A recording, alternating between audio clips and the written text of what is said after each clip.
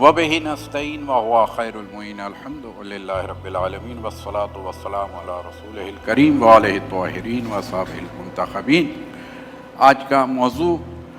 حضرت عائشہ صدیقہ رضی اللہ عنہ کے حوالے سے یہ میں کہوں گا کہ ابھی ماشاءاللہ سے ہمارے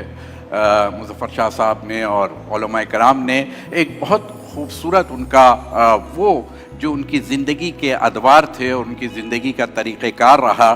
اگرچہ کہ دیکھا جائے تو اس میں کوئی شک و شبے کی گنجائش نہیں ہے کہ خود جبریل امین کے حوالے سے یہ روایت جیسے کہ ابھی ہمارے مفتی صاحب نے بھی بیان کی کہ باقاعدہ ایک ریشم کے کپڑے میں ان کی تصویر کو لپیٹ کے لا کر کے دیا اور پھر رسالت مآب نے ان کا انتخاب کیا، اور یہ وہ خود آپ فرماتی ہیں اپنے حوالے سے بھی کہ میں وہ کم سن ترین زوجہ ہوں کہ جو رسول اکرم صلی اللہ علیہ وآلہ وسلم کے عقد مبارک میں آئی ہیں۔ اور خاندان کے حوالے سے جو آپ کا سوال ہے تو اس حوالے سے میں یہ کہوں گا کہ یقیناً یہ تو صدیق خاندان سے تعلق رکھتی ہیں، یعنی ان کے والد ماجد جو کہ رسالت مآب صلی اللہ علیہ وآلہ وسلم کی یہ خود اسلام میں اول ترین لوگوں میں سے ہیں جنہوں نے ان کی صداقت پر یعنی گویا ایمان لا کے اپنی تصدیق کرائی، اور پھر یہ وہ بیٹی ہیں کہ جو آپ کے عقد مبارک میں آئیں۔ اسی حوالے سے اس خاندان کے ہی حوالے سے اگر دیکھیں تو جیسے کہ ابھی مظفر شاہ صاحب نے بھی ارشاد فرمایا کہ محمد حنفیہ جنہیں کہا جاتا ہے یا اسماء بنت امیس کی جو فرزند تھے، جن کے لیے حضرت علی مرتضیٰ نے خود یہ فرمایا کہ محمد میرے بیٹے ہیں، یعنی حضرت عائشہ کے وہ بھائی ہیں، اور لیکن کیا کہہ رہے ہیں کہ میرے بیٹے ہیں جو کہ حضرت ابو بکر کے صلب سے ہیں، یعنی گویا حضرت علی نے انہیں اپنا بیٹا قرار دیا ہے۔ تو یہ اس خاندانوں کی جو آپس میں محبتیں تھیں، پھر اسی طریقے سے وہ بھی نظر آتا ہے کہ حسنین علیہ السلام کے حوالے سے کہ آپ اکثر پورے خاندان بنی ہاشم کو بھی اور بالخصوص دونوں فرزندان کو یہ بار بار واگار کرتے تھے، تعلیم دیتے تھے، تربیت دیتے تھے کہ نانی جان کی خدمت میں جایا کرو اور ان کی عزت تکریم اور اس میں کوئی کمی نہ آنے پائے، اس لیے کہ آپ وہی خاتون ہیں کہ خدا بند عالم نے آپ کے ہی لیے انتخاب فرمایا کہ آپ خود فرماتی ہیں کہ جو وصال کا دن ہے رسالت مآب صلی اللہ علیہ وآلہ وسلم کا، وہ اس دن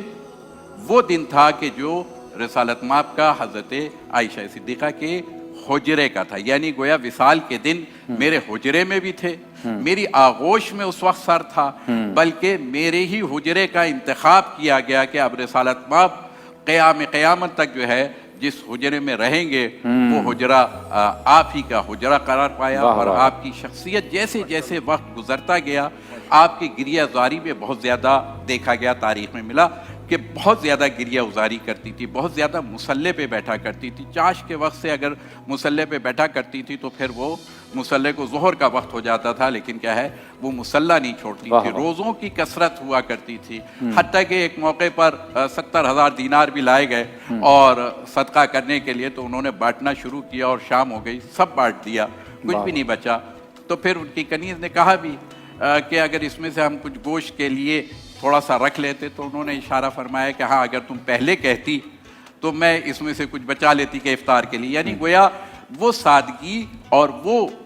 امانت داری جس کو کہنا چاہیے، جیسے کہ ابھی ہمارے ڈاکٹر صاحب بھی فرما رہے تھے کہ علم حدیث کے حوالے سے ستہ کے حوالے سے 2200 سے زیادہ روایات آپ سے نقل ہوئی ہیں، اور اگر موطا امام مالک کو بھی ملا لیا جاتا ہے تو تقریباً 4000 احادیث کا خزانہ آپ کی ذات گرامی سے ملت اسلامیہ کو ملا ہے۔ اور پھر ابو موسیٰ اشعری یہ فرماتے بھی کہ جب ہم پھنس جایا کرتے تھے دینی معاملات میں اور الجھ جایا کرتے تھے تو پھر ہم آپ کے پاس جاتے تھے اور علم حدیث کو حاصل کرتے تھے، اور اس مسئلے کو وہ اتنی خوبصورتی کے ساتھ ہمیں بیان فرما دیتی تھی۔ تو یہ گویا حضرت علی کے حوالے سے دیکھتے ہیں ہم یا حضرت فاطمہ الزہرا کے حوالے سے دیکھتے ہیں کہ ساری زندگی کیا ہے ان خاندانوں میں بڑی محبت، بڑی شفقت، بڑی رواداری، یہ ساری چیزیں پائی جاتی تھی۔ اور ان میں سب سے بڑی بات یہ ہے کہ جیسے کہ ابھی عبد الرحمن ابن کے حوالے سے حضرت ابو بکر کے حوالے سے بیان کیا کہ وہ 60 ہجری میں بھی اس وقت تیار نہیں تھے، بلکہ حضرت عائشہ کے حجرے میں جب مروان نے حملہ کیا ان پہ تو حضرت عائشہ کے حجرے ہی کی طرف وہ بڑھے ہیں، یعنی گویا کہ وہ امان بھی انہوں نے وہیں سے حاصل کی۔ تو یہ ملت اسلامیہ کے لیے جو ان کا گراں قدر سرمایہ ہے وہ، اور یقیناً ان کی عزت تکریم اس لیے کہ امہات المومنین ہے، اور پھر حضرت فاطمہ الزہرا کی بھی یہ تو کہیے کہ ماں ہیں، اور حسنین کی نانی ہیں، تو یقیناً ان کا احترام، ان کی تکریم